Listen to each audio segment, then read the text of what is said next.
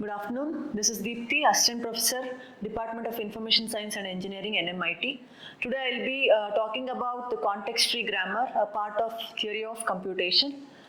Context-free grammars are the grammars that help us to generate the strings that belong to the language. Context-free grammars are used because finite automata allows us to accept only all regular languages, whereas the context-free languages cannot be accepted by the finite automata. So in order to describe the languages, different languages, we are going to go for what are called as context-free grammars in terms of context-free languages. So there are many simple languages that are not regular. So if the languages are not regular, then we will be not able to write the deterministic finite automata or epsilon NFA or non-deterministic finite automata. So therefore, these languages that are not regular cannot be accepted by the finite automata, which is either DFA or NFA or epsilon NFA. So we go for an example for which we cannot write the deterministic finite automata. The language like A power n, B power n, and the language which is a language string of palindromes, for which we cannot write the deterministic finite automata. The reason is because when we go for A power n, B power n, A power n, B power n stands for the number of A's equal to number of B's, and the B's are supposed to follow A's. And because there is no memory component in finite automata, so therefore we will not be able to remember how many A's were read earlier in order to match with the number of B's. So whereas in case of palindrome, even palindrome is also not regular language, because in order to check whether the given string is a palindrome or not, so we need to look for what we read first and then what is the input that we are going to read at the last. Because there is no means for storing what was read earlier, so we will not be able to check whether the input string read is palindrome or not. So therefore, finite automata will not accept these languages and many more which are not regular. Moving further, we look for what are called as context-free grammars. Context-free grammars are string generators. Languages that are generated by context-free grammars are called context-free languages. Context-free grammars, they are more expressive compared to finite automata. The reason is because to say that the production rules that we write are responsible for generating the strings which belong to the language called context-free languages. The converse is not true. That means the languages which are regular languages, for that we can write the context-free grammars. Whereas for those which are only context-free grammars, for which we will not be able to write the finite automata. So definition of context-free grammar. Context-free grammar is defined as 4 tuple, which is V, T, P and S, where V stands for set of variables, T stands for set of terminals, P stands for set of productions. Productions are of the form A giving B, where A is called as the head of the production, arrow symbol is nothing but producer's symbol, and B is called as the body of the production. The body of the production can contain only terminals, it can contain the combination of variables and terminals, it can contain only variables itself. S is called as a start symbol.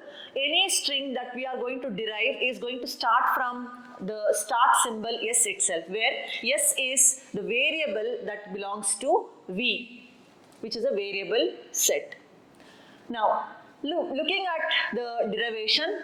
Derivation is the step-by-step process of generating string of terminals. During the process of derivation, we see that we take different steps, where in each step we get a string which is called as a sentential form. So therefore, sentential form can be a combination of variables, it can be combination of variables and terminals, it can be only terminals itself. Whenever we are able to derive a string of terminal in one step, we call that as one-step derivation. And we are going to represent that one-step derivation as u deriving v if and only if u is x alpha z, v is x beta z, and alpha giving beta is a rule that belongs to the context-free grammar. So moving further, we'll see whether V is derivable or not. So V is nothing but a string of terminals. Whenever a given grammar is able to derive string of terminals, we say that the production rule is useful in the grammar. So therefore, U in deriving V can take series of steps wherein U derives U1, U1 derives U2, U2 derives U3, so on till it derives V. So during the process of derivation, we see that each of them, whether it is U or U1 or U2, so on till V, they are all called as sentential forms.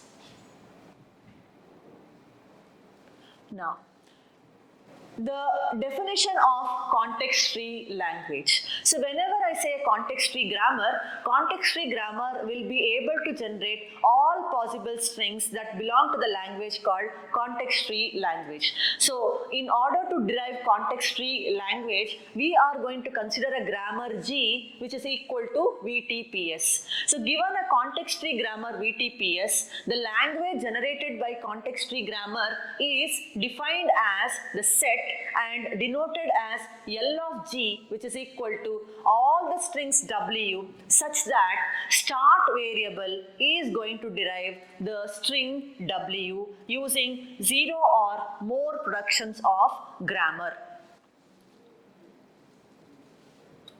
So therefore, we can say that a language L is a context-free language if there is a context-free grammar G that is going to generate the language of strings from that particular grammar G.